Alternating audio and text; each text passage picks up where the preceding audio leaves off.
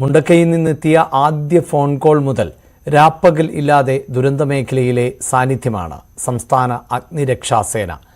കേന്ദ്രസേനകളും മറ്റ് രക്ഷാസംഘങ്ങളും എത്തുന്നതിനു മുമ്പേ സാധ്യമായ എല്ലാ മാർഗങ്ങളിലൂടെയും ദുരിതബാധിതരിലേക്ക് രക്ഷയുടെ കരങ്ങൾ എത്തിക്കുകയായിരുന്നു ഇവർ. സമാനതകളില്ലാത്ത ദുരന്തത്തിനാണ് വയനാട് സാക്ഷ്യം വഹിച്ചത്. 2 ഗ്രാമങ്ങളെ അടക്കം വിഴുങ്ങിക്കൊണ്ടാണ് ഈ ഒരു ഉരുൾപൊട്ടൽ വലിയ നാശം വിധിക്കുകയും ചെയ്തത്. ആ സമയത്ത് ദുരന്തമുഖത്തേക്ക് ആദ്യം ഓടിയെത്തിയവരിൽ പ്രധാനികളാണ് കേരള ഫയർ ആൻഡ് റെസ്ക്യൂ ടീമുകൾ. എനിക്ക് പിന്നിൽ നിൽക്കുന്ന ഇവരെല്ലാം തന്നെയായിരുന്നു ആദ്യ സമയത്ത് ഈ ചൂരൽമലയെ ബന്ധിക്കുന്ന ആ പാലം ഒഴുകിപ്പോയപ്പോൾ അവിടെ പ്രത്യേകം സിപ്ലൈൻ തയ്യാറാക്കി മെഡിക്കൽ സംഘത്തെ അപ്പുറത്തേക്ക് എത്തിക്കുകയും ഒപ്പം തന്നെ കൊച്ചുകുട്ടികളെ പോലും തിരികെ എത്തിക്കുന്നതിൽ പ്രധാന പങ്കുവഹിച്ച ആളുകളാണ് ഇവർ നിൽക്കുന്നത്. എങ്ങനെയായിരുന്നു ആ ഒരു സമയത്ത് ഓർത്തെടുക്കുന്നത്? നമ്മൾക്ക് ഈ ചൂരൽമല പ്രദേശത്ത് ഈ ഉരുൾപൊട്ടൽ ഉണ്ടായി എന്ന് പറഞ്ഞുകൊണ്ടൊരു മെസ്സേജ് കൽപ്പറ്റ ഫയർ സ്റ്റേഷനിലേക്ക് വരുമ്പോൾ വന്ന ആ സെക്കൻഡിൽ തന്നെ അവിടുന്ന് വാഹനങ്ങളും ജീവനക്കാരും ടേൺ ഔട്ട് ആവുകയാണ്. അതിനെ തുടർന്ന് ബത്തേരി ഉൾപ്പെടെയുള്ള കാര്യങ്ങളിൽ വിവരം അറിയിക്കുകയും അവരെല്ലാവരും പോകുന്നു. പക്ഷേ ഈ ഫസ്റ്റിലത്തെ ഒരു പൊട്ടൽ ഉണ്ടായ സമയത്താണ് ആ പ്രദേശത്തുള്ള മുണ്ടക്കൈ ഭാഗത്തുള്ള ആളുകൾ വിളിച്ചറിയിക്കുന്നത്. അറിയിച്ച ആ സമയത്ത് തന്നെ അവിടുന്ന് വന്നു. പക്ഷേ ഈ വരുന്ന പ്രദേശങ്ങൾ മുഴുവൻ, റോഡുകൾ മുഴുവൻ മരങ്ങൾ വീണ് ബ്ലോക്കായി സഞ്ചാരയോഗ്യമല്ലാത്തൊരു ഇതായിരുന്നു. ആദ്യത്തെ നമ്മളെ ലക്ഷ്യം എന്ന് പറയുന്നത് സഞ്ചാരയോഗ്യമാക്കുക എന്നുള്ളത്. അങ്ങനെ ആ മരങ്ങൾ മുഴുവൻ മുറിച്ചു മാറ്റി കൊണ്ടാണ് ഈ ചൂരൽമല അങ്ങാടിയിലേക്ക് നമ്മളെ രക്ഷാപ്രവർത്തകർ എത്തുന്നത്, ഫസ്റ്റ് ടീം എത്തുന്നത്. ആ സമയത്ത് ഇവിടെ നാട്ടുകാർ മാത്രമാണ്, ഈ കരയിലുള്ള നാട്ടുകാരും അപ്പുറത്തുനിന്ന് കൂട്ടക്കരച്ചിലും മറ്റുള്ളതെല്ലാം കേൾക്കുന്നുണ്ട്. അപ്പൊ ഇവര് ഈ മരങ്ങൾ മുറിച്ച് മാറ്റുന്ന സമയത്ത് തന്നെ മുറിച്ചു മാറ്റുന്ന സമയത്ത് തന്നെ രണ്ടാമത്തത് പൊട്ടിക്കഴിഞ്ഞു. അപ്പൊ അതാണൊരു ഭീകരമായിട്ട് വന്നൊരു സംഭവം. അത് കഴിഞ്ഞ് ഇവിടെ ഈ സമയത്ത്, അതായത് ആദ്യം ഉരുൾപൊട്ടിയ സമയത്ത് ഈ പാലത്തിന് കേടുപാടുകൾ ഉണ്ടായില്ല. ആദ്യത്തെ പൊട്ടലിന് സമയത്ത് പാലത്തിന് കേടുപാടുകളില്ല. അപ്പം അത് നമ്മള് കൃത്യമായിട്ട് ആ പ്രദേശങ്ങൾ അറിയുന്ന ആളുകളാണ് കൽപ്പറ്റ ഫയർ സ്റ്റേഷനിലുള്ള ആളുകൾ. അപ്പോൾ അവര് വന്ന സമയത്ത് ആ പാലം രണ്ടാമത്തെ ഉരുൾപൊട്ടൽ കഴിഞ്ഞു. അപ്പോഴാണ് ഈ ചൂരൽമല അങ്ങാടി മുഴുവൻ വെള്ളം ചളി ഉൾപ്പെടെ വരികയും അപ്പൊ ഇവർക്ക് പരിചിതമുള്ള മേഖല ആയതുകൊണ്ട് തന്നെ പോകുന്ന സമയത്ത് ആ പാലം ഉൾപ്പെടെ അക്കരയ്ക്ക് കടക്കണം. കാരണം എന്താ വെച്ചാൽ അത്രയ്ക്കുള്ള ഒച്ചത്തിലുള്ള നിലവിളികളും എല്ലാം കേൾക്കുന്നത്. അപ്പോൾ ആ സമയത്ത് അവിടേക്ക് കടക്കണമെങ്കിൽ ഈ പുഴ കുത്തിയൊലിച്ച് പോകുന്ന രീതിയിലാണ്. അപ്പോൾ നിലവിൽ ഈ ഭാഗത്തുള്ള ആളുകളെ മൊത്തം മാറ്റുകയും അവസാനം അത്രയ്ക്ക് പ്രയാസപ്പെട്ട് അക്കരെ കയറാൻ വേണ്ടി നോക്കുന്ന സമയത്താണ് മൂന്നാമത്തെ പൊട്ട് വരുന്നത്. അതോടുകൂടെ നമ്മൾ ആ ഭാഗത്തുള്ളവർ എല്ലാവരും ജീവനക്കാരുൾപ്പെടെ ഓടി മാറുക ചെയ്തത്. അപ്പോൾ അതങ്ങോട്ട് കഴിയലും പിന്നെ പെട്ടെന്ന് നേരെ കയറി അവിടെ ഉള്ളിൽ അപ്പുറം കടക്കാൻ ശ്രമിച്ച് അങ്ങനെ അക്കരെ എത്തി നോക്കുന്ന സമയത്ത് നമ്മളെ ടീം എല്ലാവരും കൂടി അവിടെ എത്തുന്ന സമയത്ത് കാണുന്നത് എന്ന് പറഞ്ഞു കഴിഞ്ഞാൽ അവിടെ ഒരു 2-3 ജീപ്പ് അവിടെ ബാക്കിയായിരുന്നു. അവിടെ അവരുടെ ജീപ്പ് പരിക്ക് പറ്റാതെ. അപ്പൊ അതിൽ അവിടെയുള്ള മാറി നിൽക്കുന്ന ആൾക്കാരെയും പരിക്ക് പറ്റിയ ആളുകൾ ഉൾപ്പെടെ അതിന്റെ അകത്ത് കുത്തി നിറച്ച് കൊണ്ടുവരുന്ന ഒരവസ്ഥയാണ്. ആ സമയത്ത് അവരെ ഇങ്ങോട്ടേക്ക് കടത്തണം എന്നുണ്ടെങ്കിൽ, കാരണം ഇവർക്ക് കൃത്യമായിട്ട് അറിയാം, സാധാരണയായി പറയുന്ന പോലെ ഒരു ഉരുൾപൊട്ടൽ നടന്നു, അത് ഒരു 40 മിനിറ്റിന് ശേഷം രണ്ടാമത്തെ പൊട്ടും എന്നൊക്കെ നമ്മൾ കേട്ടിട്ടുണ്ട്. അത് അതേപോലെ തന്നെയാണ് ഇവിടെ സംബന്ധിച്ചത്. നമ്മൾ ആളുകളോട് സംസാരിക്കുന്ന സമയത്തും അവരങ്ങനെയാ പറയുന്നത്.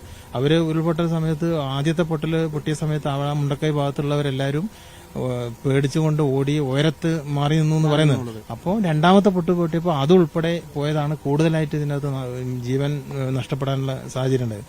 പിന്നെ കാണുന്നത് ശവശരീരങ്ങൾ അപ്പുറം ഇപ്പുറം മനുഷ്യ ശരീരം ഇങ്ങനെ ചെതറിക്കിടക്കുന്നതാണ്.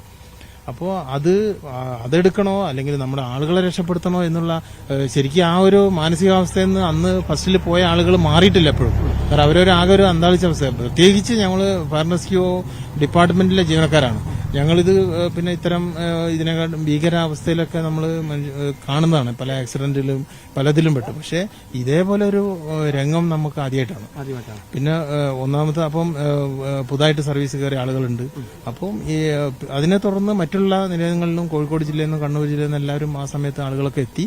അപ്പം ഉടനെ നമ്മളെ കയ്യിലുള്ള ഒരു ആയുധം അത് ശാസ്ത്രീയമാണോ എന്ന് ചോദിച്ചാൽ അല്ല എന്ന് പറയേണ്ടി വരും. കാരണം നമ്മൾ കെട്ടിടങ്ങളുടെ മുകളിലൊക്കെ കയറാൻ ഉപയോഗിക്കുന്ന ലേഡറാണ്, അലൂമിനിയം ലേഡറാണ്. അപ്പൊ അത് എക്സ്റ്റെൻഡ് ചെയ്തിട്ട് പറ്റാവുന്ന ഒരു സ്ഥലത്ത് പൊതുവെ പുഴയിൽ വീതി കുറഞ്ഞ ആ സമയത്ത് രൂപപ്പെട്ടതാണ് ആ വീതി പുഴ. അപ്പോൾ അതിന് കുറുകെ നമ്മൾ ലേഡർ നമുക്ക് ആ സമയത്ത് ഫസ്റ്റിൽ വന്ന ടീമിന് തോന്നിയ ഒരു ബുദ്ധിയാണ്. പെട്ടെന്ന് നമ്മൾ സാധാരണയായിട്ട് അങ്ങനെ ചെയ്യാം. പെട്ടെന്ന് ഞങ്ങള് ഒരു 6 പേര് ഒരു സ്പോട്ടിലേക്ക് എത്തുമ്പോൾ ഒരു അത്രയും പ്രതീക്ഷയോടെയാണ് അപകടത്തെ പറ്റിയ ആളുകൾ വിളിക്കുന്നത്. ആ സ്പോട്ടിലേക്ക് എത്തുന്ന സമയത്ത് ആ 6 പേർക്ക് എന്താണോ തോന്നുന്നത്, അല്ലാതെ ഞങ്ങൾക്കൊരു കമാൻഡിനൊന്നും അന്നേരം കാത്തു നിൽക്കാനുള്ള സമയമൊന്നുമില്ല. ആ 6 പേര് തീരുമാനിക്കുന്ന കാര്യങ്ങളാണ് അവിടെ നടപ്പാക്കുന്നത്. ഇതുവരെ അത് പരാജയപ്പെട്ടിട്ടില്ല. അതിന്റെ ഉദാഹരണമാണ് സ്ലിപ്പ് ലൈൻ പാലം എന്ന് പറയുന്നത്. അപ്പൊ അതിലൂടെ നമ്മൾ ആളുകളെ കൊണ്ടുവരികയും മറ്റുള്ള ഇപ്പം വന്ന ആർമി ഉൾപ്പെടെ ആ പാലം വഴിയാണ് അക്കരെ എത്തിയത്.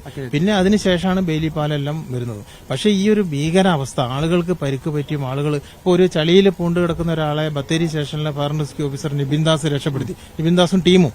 ഇതിലൊരാളെ പേര് പറയാൻ പറ്റില്ല. കാരണം എന്ന് വെച്ചാൽ ഇത് ടീം വർക്കാണ്, ടീമാണ്. നമ്മൾ അവിടേക്ക് ഉപയോഗിച്ചതും ഈ ലാഡറാണ്. ലാഡർ പിടിച്ചുകൊണ്ടാണ് നമ്മൾ ആ ചളിയിൽ അത്രയ്ക്കും ആഴത്തില് മീറ്റർ കണക്കിന് ഇതിലുള്ള ചളികളിൽ കൂടെ നമ്മൾ ഈ ലാഡർ പിടിച്ചുകൊണ്ടാണ് പോയത്. അപ്പൊ നമുക്ക് എന്താണോ ആയുധം കിട്ടുന്നത് അത് വെക്കുക എന്നുള്ളത്.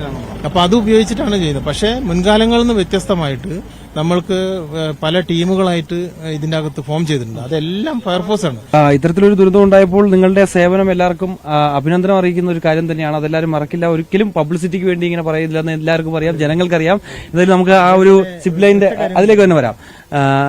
നിഖിൽ, അല്ലെ, ആ ഒരു നിമിഷത്തെ എങ്ങനെയാണ് തോന്നുന്നത്? ആ ഒരു നിമിഷം എന്ന് പറഞ്ഞാൽ നമ്മുടെ ടീം ഇവിടെ വന്ന സമയത്ത് ശൈൽ സാർ പറഞ്ഞ പോലെ ഒരു ഭയാനകമായ ഒരവസ്ഥയായിരുന്നു. 2 കരയ്ക്കും തമ്മിലുള്ള ഏക പാലമായിരുന്നു അവിടെ ചുരൽമല ഉണ്ടായിരുന്നത്. ആ പാലം പൊളിഞ്ഞു പോയി. ഈ സമയത്ത് നമ്മളെ ഇവിടുന്ന് അങ്ങോട്ട് രക്ഷാപ്രവർത്തകർ എത്തണം. അവിടുന്ന് ഒരുപാട് ആൾക്കാർ ഇങ്ങോട്ട് വിളിച്ചു പറയുന്നുണ്ട്. ഇക്കറുള്ള ആൾക്കാർ പറയുന്നത് അവിടെ ഒരുപാട് ആൾക്കാർ അപകടത്തിൽപ്പെട്ട് കിടക്കുന്നുണ്ട്.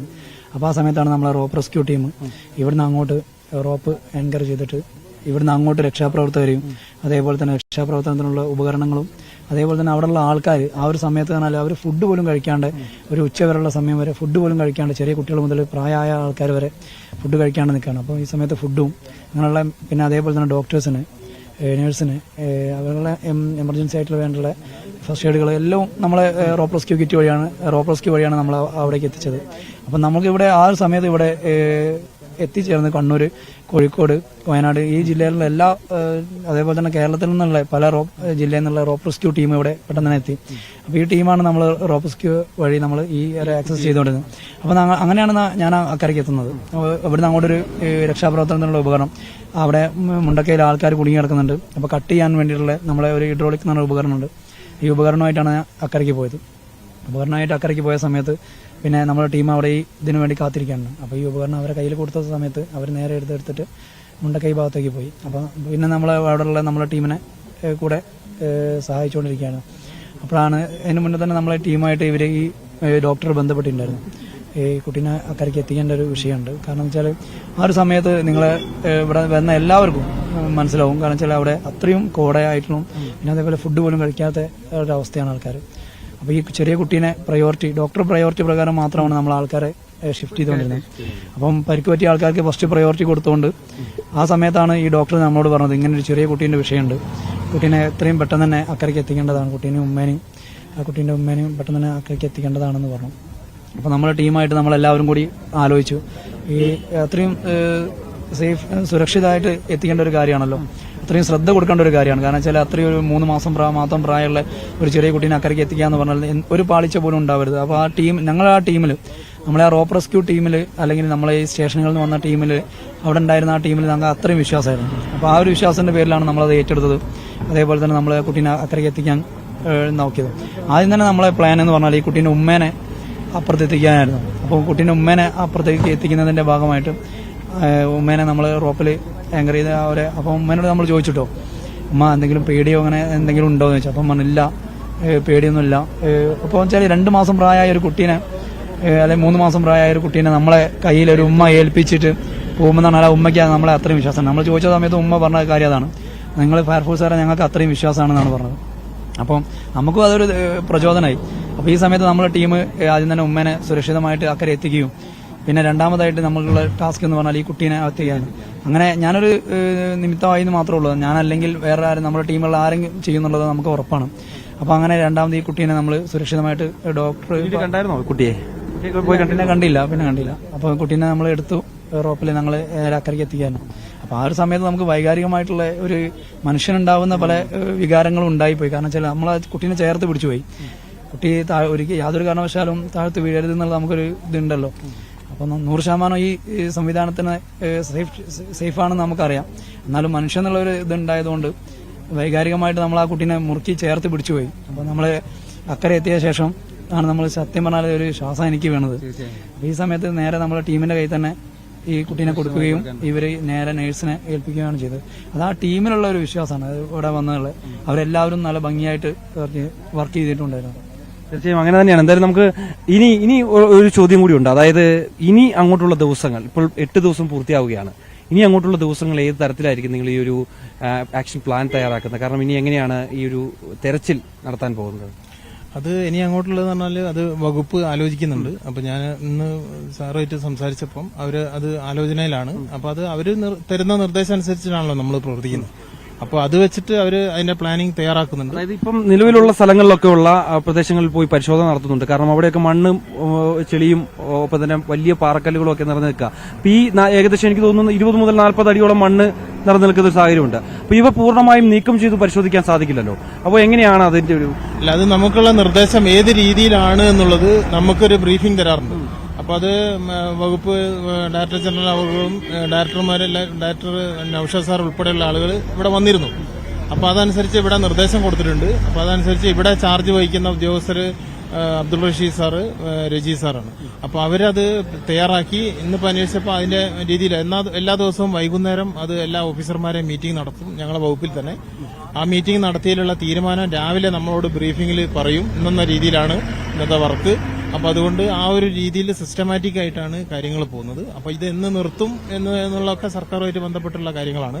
പക്ഷേ നമുക്ക് ഓരോ സോണാക്കി തിരിച്ചുകൊണ്ട് ഓരോ സോണിലേക്ക് 30ഓളം ജീവനക്കാർ ഉൾപ്പെടെയുള്ള ടീമായിട്ടാണ് തന്നത്. അപ്പൊ ആ സോണ് നമ്മൾ അരിച്ചു പെറുക്കുകയാണ്. അത് എന്ത് വില കൊടുത്തും ഏത് പാർട്സ് ആയാലും വേണ്ടില്ല, ബോഡി പാർട്സ് ആയാലും വേണ്ടില്ല, എങ്ങനെയായാലും പരമാവധി കണ്ടെത്താൻ ശ്രമിക്കുക എന്നുള്ളതാണ് നമ്മുടെ മുമ്പിലുള്ള ഒരു ടാസ്ക് എന്ന് പറയുന്നത്. അപ്പൊ അത് കുറച്ച് ഹൈ റിസ്ക് ഉള്ള സംഭവങ്ങളാണ്. പല സ്ഥലത്തും അങ്ങനെയുള്ള പ്രദേശങ്ങളാണ്. അപ്പൊ അത് വലിയ രീതിയിൽ ഇപ്പം പൊതുവെ അന്ന് ചെളിയായി കിടക്കുന്നതെല്ലാം പാറ പോലെ ഉറച്ചു കഴിഞ്ഞു.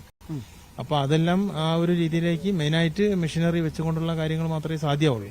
പിന്നെ വലിയ കണ്ടിട്ടുണ്ടാവും വലിയ വലിയ പാറകള്, വലിയ അത്രയ്ക്കുള്ള മരങ്ങളെല്ലാം ഒരു ഭാഗത്തേക്ക് മാറ്റി.